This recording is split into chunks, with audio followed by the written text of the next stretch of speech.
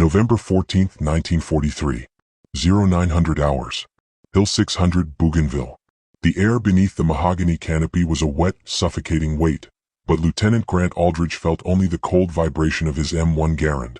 Wired crudely to the rifle's receiver was a jagged ration tin, a makeshift sun-glare shield he'd fashioned to replicate Marine Corps legends. He'd heard of snipers using cans to lure the enemy, but Aldridge, driven by a desperate need for a promotion-worthy body count, made a technical error that would haunt the 37th Infantry Division. He hadn't placed the decoy 15 yards away, he had strapped it to his face. As a stray beam of morning light pierced the foliage, the tin didn't just shade his eyes, it became a strobe light. 400 yards away, Japanese observers from the 6th Division didn't see a predator, they saw a mathematical beacon. A sharp crack tore through the humid silence, but it didn't come from Aldridge. The first Japanese 7.7mm round slammed into the dirt inches from his cheek. The trick hadn't fooled the enemy, it had zeroed them in. This was the first second of a 72-hour terminal descent for his 12-man squad. Before we get deep into the story, please let me know in the comments where you're watching from. Hit subscribe if you're hooked in and ready to enjoy this story, because tomorrow, I have another beautiful story to share with you and I don't want you to miss it for anything. Now let's get into the story. Lieutenant Grant Aldridge wasn't a natural-born hunter from the Montana wilderness. He was a career-minded officer from Ohio who viewed the jungle as a ladder to be climbed. Jealous of the enlisted legends of the Marine Corps, Aldridge sought to out-engineer the war. He understood the mechanics of the Callahan method, but lacked the tactical empathy to realize the Japanese were an adapting, learning enemy. While his men, a seasoned reconnaissance team, watched with mounting dread, Aldridge obsessed over his weaponized trash. He ignored the warnings from his sergeant about fixed reflections and the Japanese counter-infiltration units known for their lethal triangulation fire. To Aldridge, the soup can was a stroke of genius that would secure his legacy. To the Japanese snipers watching from the shadows of Hill 600, it was a target. The following 3 days would reveal a grim truth of the Pacific. An unrefined trick isn't innovation, it's a death sentence. The Japanese weren't curious about the flickering light.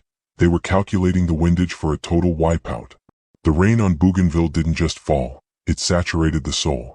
Inside a cramped, mud-slicked command tent on the morning of November 12, 1943, Lieutenant Grant Aldridge ignored the rhythmic thrum of the tropical downpour hitting the canvas. His focus was entirely on a blurred, mimeographed intelligence circular from the 3rd Marine Division. It detailed the exploits of a Sergeant Callahan, a soup can sniper, who had allegedly paralyzed a Japanese regiment at Empress Augusta Bay using nothing but a Springfield rifle and discarded trash. Aldridge felt a familiar, bitter heat rise in his chest.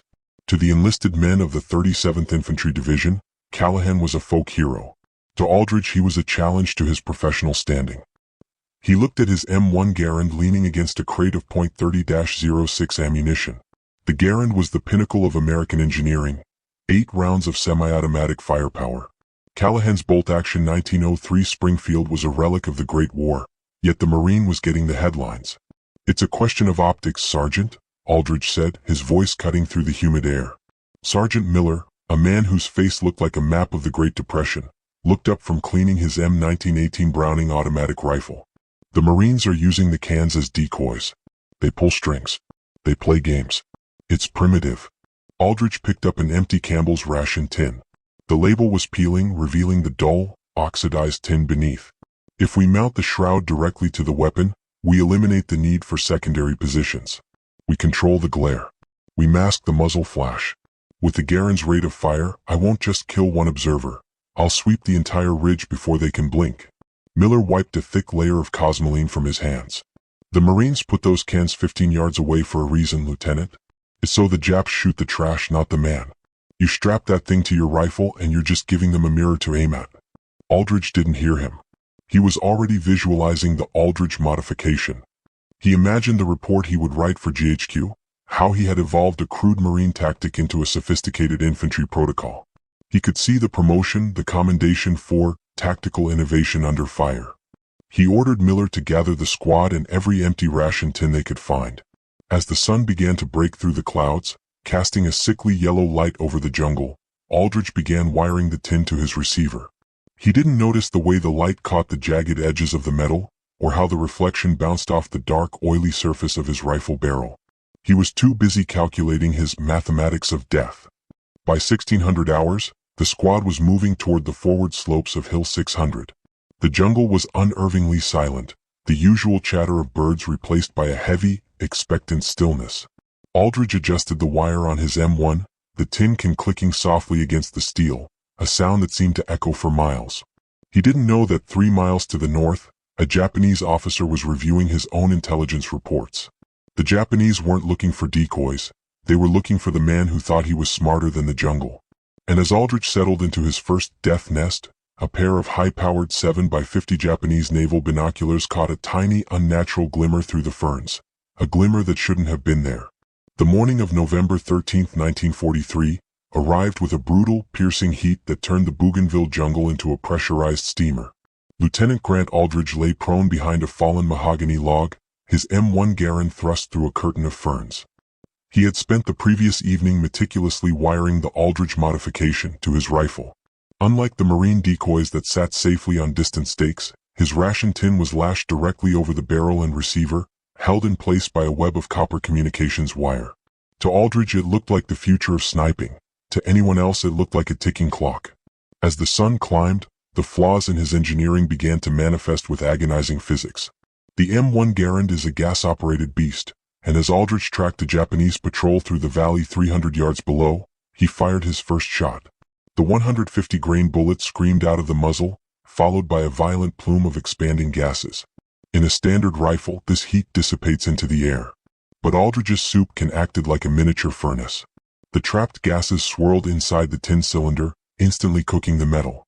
Within 3 rounds, a thick, wavering veil of heat shimmer rose directly in front of his sights. The valley floor began to dance and distort through the shroud he had built to protect his vision. He blinked, trying to clear the mirage, but the physics of the metal wouldn't relent. The tin can, now hot enough to blister skin, began to bake the oil on the rifle's barrel. A thin, acrid wisp of white smoke curled out from under the wire, a signal fire for anyone looking. "Sir, the glare," Sergeant Miller whispered from the shadows of a nearby root buttress. "When you fire, that can is vibrating like a tuning fork. It's catching the light at every angle." Aldridge ignored him, his eye pressed hard against the rear aperture. He was focused on the technical brilliance of his shroud, failing to realize that the muzzle blast was bouncing off the interior of the can, creating a muffled but distinct thump that echoed differently than a standard shot. It was a signature, a unique acoustic footprint that the Japanese 6th Division's counterinfiltration spotters were already recording. Worse than the heat was the balance. The Garand, a beautifully weighted weapon, was now front-heavy and clumsy. Every time the bolt slammed back to chamber a new round, the vibration caused the tin to rattle against the steel receiver with a metallic ping that cut through the jungle's natural hum. Aldridge adjusted his grip, his palms sweating against the heated wood, unaware that he had created a device that maximized every signature a sniper is taught to suppress: heat, smoke, sound, and reflection. High above on the opposing ridge, Sergeant Ito of the Japanese 6th Division didn't fire back. He sat perfectly still, watching the strange rhythmic strobe light flashing from the American line. He noted the way the smoke lingered inside the metal tube and how the heat shimmer made the American's position look like a campfire through his binoculars. Ito didn't need to guess where the sniper was. The American was literally framing his own head in a silver halo. Ito whispered an order to his mortar team, not for a strike, but for a bracket. A silent preparation that would ensure when the trap finally sprung, there would be nowhere for the 12-man squad to run. By 1100 hours on November 13th, the humid silence of the jungle was shattered by the rhythmic, semi-automatic bark of Aldridge's M1 Garand. Despite the wavering heat shimmer rising from his heated ration tin, Aldridge had managed to drop 3 Japanese scouts moving through the tall kunai grass of the valley floor. To the men of the 12-man reconnaissance team it looked like a victory. Each time the Garand's N-block clip ejected with its signature metallic ping, Aldridge felt a surge of professional vindication. He wasn't just a desk officer anymore. He was a tactician outperforming the Marine legends. 3 confirmed, Sergeant, Aldridge remarked, wiping a mixture of sweat and carbon scoring from his forehead. The shimmer is a minor technical hurdle. The results speak for themselves. The enemy is paralyzed. But Sergeant Miller wasn't looking at the dead scouts. He was looking at the dirt. At 1,345 hours, a Japanese 81mm mortar round whistled through the canopy, detonating 50 yards to their left. It was followed 5 minutes later by a second explosion 50 yards to their right. It felt like random, panicked fire to the inexperienced, but Miller knew better. He recognized the mathematics of death, being calculated in real time by the Japanese 6th Division. The Japanese weren't retreating, they were bracketing. By firing rounds on either side of a suspected position, their observers could mathematically have the distance until the next shell landed directly on the target. Aldrich, however, dismissed the explosions as desperation fire. He was blinded by the false security of his own kills, unaware that the Japanese were using his rhythmic muzzle flashes and the strobe-like reflections from his soup can to map the squad's exact coordinates. "They're searching for us, sir," Miller whispered, his grip tightening on his bar. "They aren't hitting the decoys. They're hitting the line between your rifle and the rally point. We need to displace now while the mist is still thick." Aldrich didn't move. He was obsessed with the tally. He believed the Japanese were learning to fear him, failing to realize they were actually learning his pattern. He ordered the squad to hold their positions, convinced that another hour of fire would break the enemy's will. As the tropical sun began its rapid descent, the bracketing stopped. The silence that followed wasn't the silence of a defeated enemy, it was the silence of a predator that had finally finished its calculations. As the first shadows of twilight stretched across Hill 600, a new sound began to drift through the mahogany trees, a rhythmic, metallic clicking that didn't come from an American rifle. It was coming from the jungle floor, moving closer with every passing minute, as if the very vines were crawling toward their foxholes. Sergeant Ito of the Japanese 6th Division did not blink as he pressed his eye against the rubber cup of a Type 93 trench periscope. Through the thick, weeping leaves of a banyan tree, he watched the ridge of Hill 600. It was 1745 hours, November 13th, and the jungle was surrendering its light to the long shadows of the Pacific dusk. Beside him, his two-man team lay motionless, their Type 99 Arisaka rifles wrapped in burlap and mud to kill any reflection. They were the Iron Division, veterans of the China campaign, and they had seen American mirrors before. But this one was different. Ito adjusted the focus on the periscope. He had heard the reports from Empress Augusta Bay about the Marine who used soup cans to lure snipers into the open. That Marine was a ghost, a hunter who understood distance. But the man on Hill 600 was no ghost. Through the optics, Ito could see the silver glint of the American mirror clearly. It didn't sit on a stake 15 yards from the shooter. It vibrated with every breath the American took. It sat directly atop a heavy, semi-automatic rifle. "He is a fool," the spotter beside him whispered in Japanese. "He thinks the metal hides him." Ito remained silent. He wasn't just watching the glimmer. He was watching the movement of the brush behind the shooter. He saw the way the ferns parted when a second American, the one with the heavy automatic weapon, moved to adjust his position. He noted the thin, trailing line of copper wire that Aldrich had used to secure his shroud, which now acted like a literal fuse leading straight back to the squad's concealed rally point. Ito signaled his men to remain still. A lesser commander would have ordered a sniper to take the shot immediately, but Ito was calculating the mathematics of death from the opposite side of the equation. A single kill was a tactical victory. A squad wipeout was a psychological one. He had already directed the mortar teams to bracket the area, not to hit the sniper, but to create a kill box that funneled all possible escape routes into a single clearing. Below them, a massive Type 97 20mm anti-tank rifle was being manhandled into position by 3 Japanese soldiers. This wasn't a precision instrument for a single target. It was a high-velocity monster designed to punch through armor. Against a human torso, it would do more than kill. It would disintegrate. Ito checked his watch. The humidity was rising, and the evening mist was beginning to crawl along the forest floor like a living thing. He knew the Americans would feel safe under the cover of darkness, but he had seen the way Aldrich's soup can caught even the faintest moonlight. He didn't need the sun. As long as the American kept that tin can wired to his soul, he was broadcasting his location in a language Ito spoke fluently. "Wait for the signal," Ito breathed, his voice barely a ripple in the humid air. "We do not want the hunter.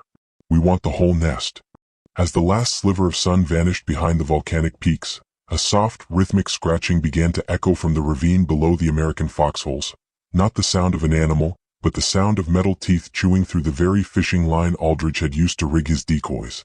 By 2200 hours on November 14, 1943, the humidity on Hill 600 had reached a saturation point where the very air felt like a wet wool blanket over the faces of the 37th Infantry Division.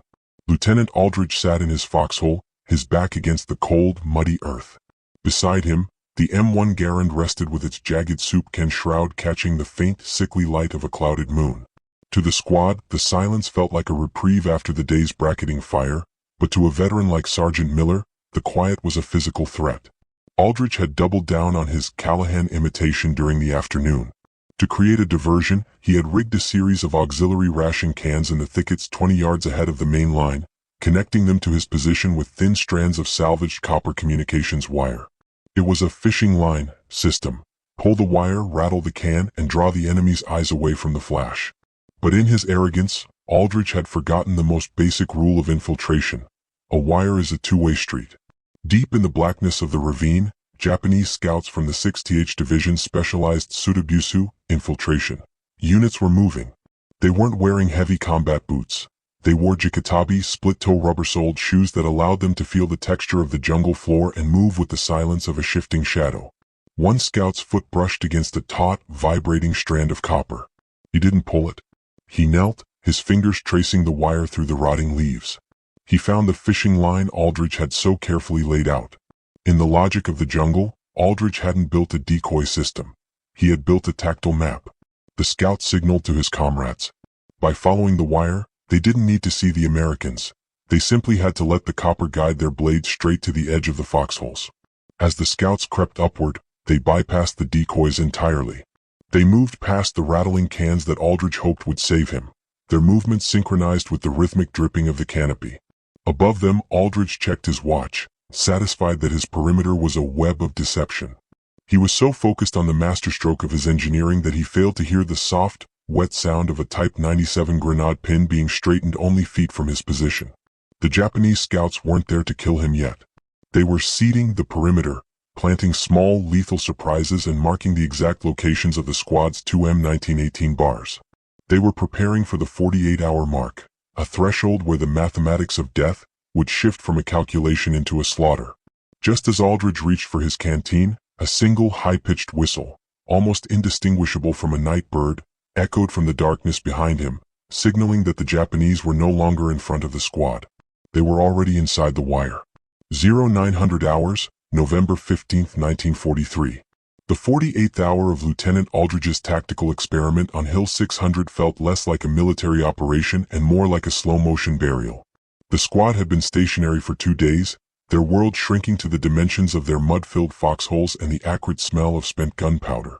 Aldrich, his eyes bloodshot and rimmed with salt, clutched his M1 Garand. The soup can shroud was now a blackened, dented husk, but he refused to strip it from the receiver. To do so would be to admit Miller was right, that his innovation was a death trap. The jungle had changed. The Japanese 6th Division was no longer firing mortars. Instead, a terrifying psychological phenomenon began to play out among the banyan roots and rotting mahogany. The Americans called it demon magic. It started with a single flash of light from a thicket 200 yards to their west. Aldrich pivoted his Garand, the heavy tin can wobbling on its wire mounts. He fired 2 rounds, the muzzle blast echoing hollowly inside the metal cylinder. Before the echo died, a second flash appeared to the north, then a third to the east. The jungle was suddenly alive with rhythmic, flickering strobes that seemed to come from everywhere and nowhere at once. "They're using our own trick, Lieutenant," Miller shouted, ducking as a sniper's round zipped through the foliage. "They've got mirrors, likely captured from our own medkits or survival gear. They're mocking us." Sergeant Ito's plan was a masterpiece of demon magic.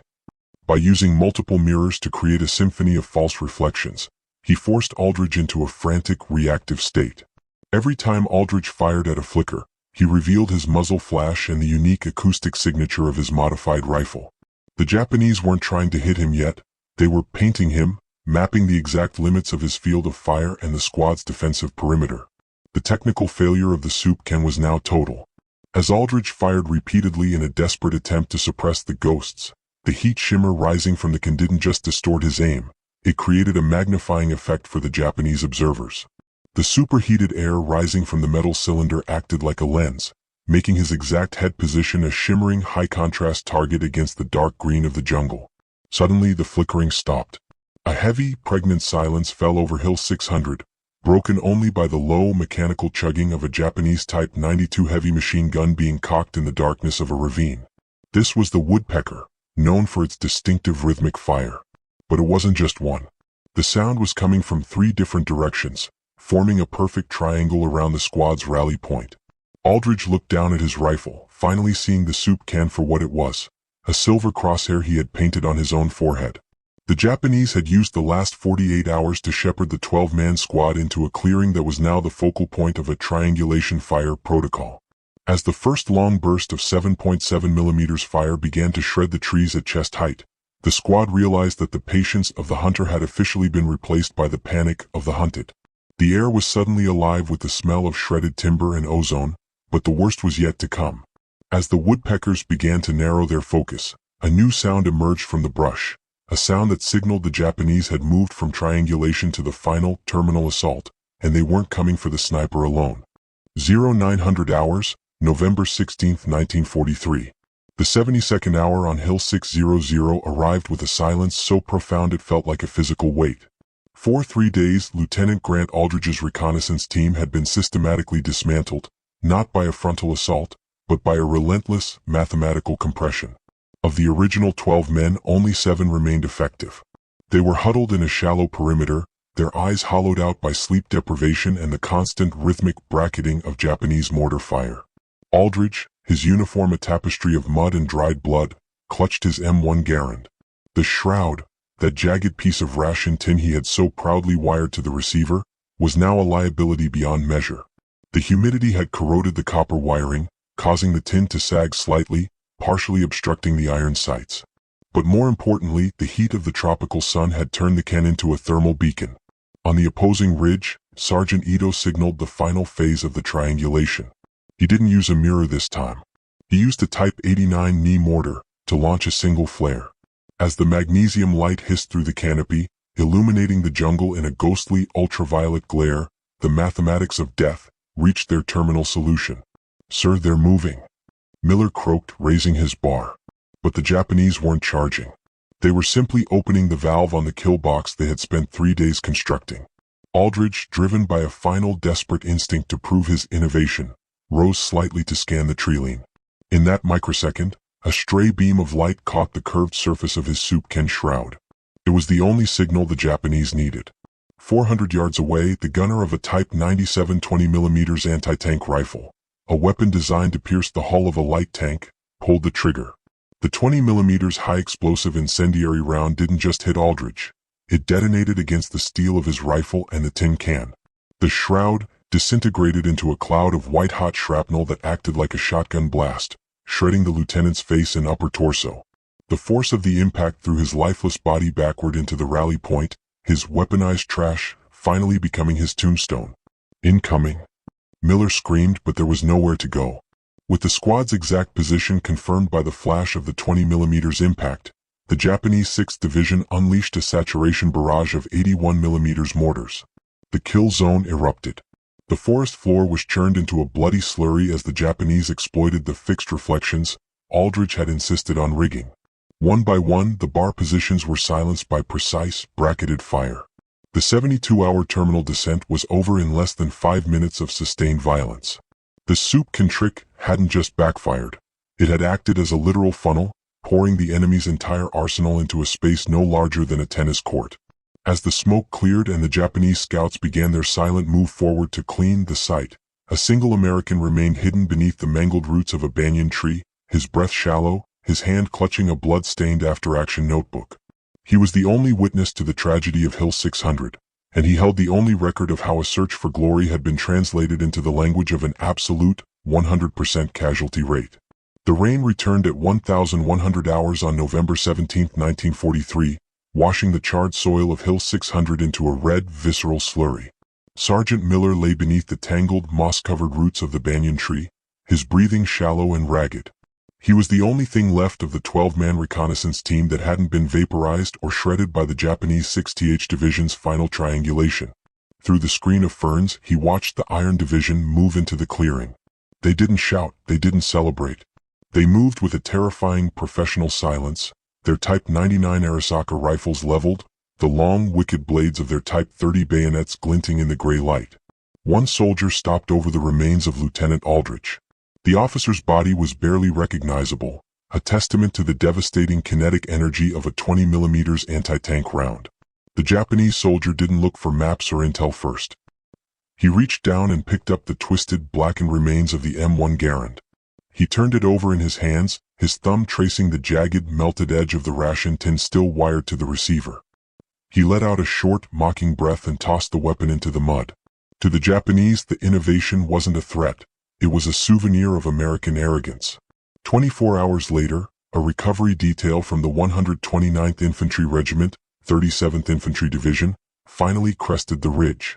The stench of the jungle had already begun to claim the site. What they found was a tableau of tactical failure. The mathematics of death were written in the geometry of the bodies, all oriented toward a center point that had been broadcast to the enemy for 72 hours. Captain Morrison, the officer who had authorized the mission, stood at the edge of the clearing, his face pale as he surveyed the wreckage. He found Miller's bar, the barrel warped by heat, and nearby the notebook Miller had clutched. But it was the sight of the soup can that stayed with him. The tin was still fused to the Garand steel, a silver shroud that had acted as a lighthouse for the squad's executioners. He thought he was being clever, Morrison whispered, looking at the triage of gear scattered across the mud. He thought the war was a puzzle he could solve with a pair of pliers and some wire. The recovery team worked in grim silence, tagging the remains.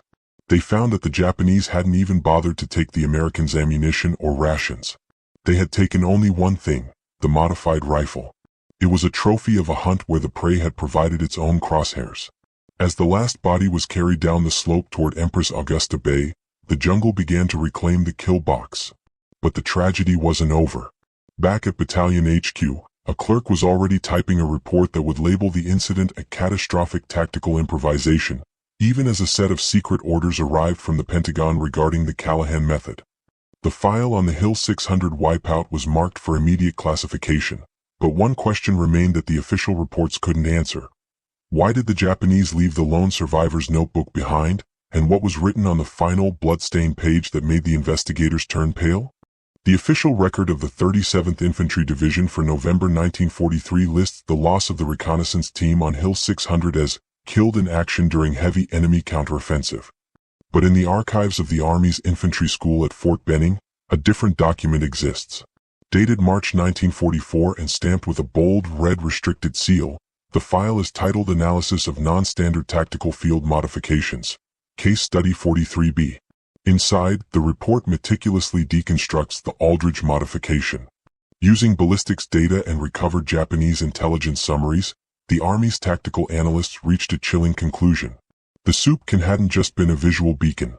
It had altered the harmonic vibration of the M1 Garand's barrel, significantly degrading accuracy after the first 3 shots.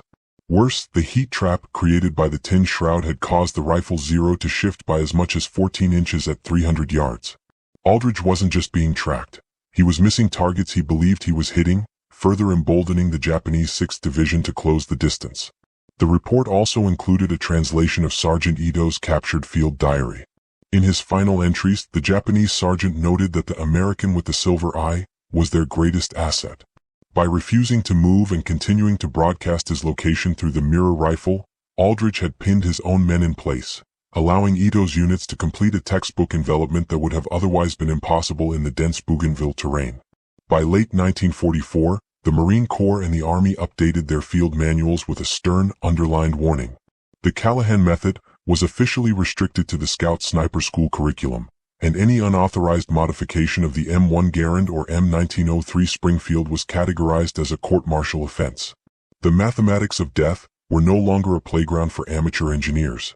They were a grim reminder that in the Pacific, the distance between a clever trick and a death sentence was measured in the width of a single reflection. Today, Hill 600 is overgrown, a silent green mound reclaimed by the Solomon Islands' rain. But the legend of the soup can trick persists in 2 forms. To some, it is the story of Sergeant Callahan's ingenuity. To the few who have seen the restricted file, it is the story of Lieutenant Grant Aldridge, a man whose name was scrubbed from the rolls of tactical innovators, leaving behind only a blackened piece of trash as a warning to every soldier who thinks they can outsmart the enemy with hubris. The final page of the file contains a single grainy photograph of a recovered M1 Garand receiver, fused with rusted tin. On the back, a handwritten note from a recovery officer reads, We found this 15 yards from where he should have been. It serves as a haunting postscript to the 72-hour wipeout. The most dangerous weapon in the jungle isn't the one the enemy carries, it's the one you build out of your own overconfidence. If you think these men, and the lessons their tragedy taught us, deserve to be remembered, hit the like button. It's the only way the algorithm knows that history still matters. If you want to make sure the next restricted story doesn't go untold, subscribe and turn on notifications. And please comment restricted below to show you stood till the end. Don't let their 72-hour descent be for nothing.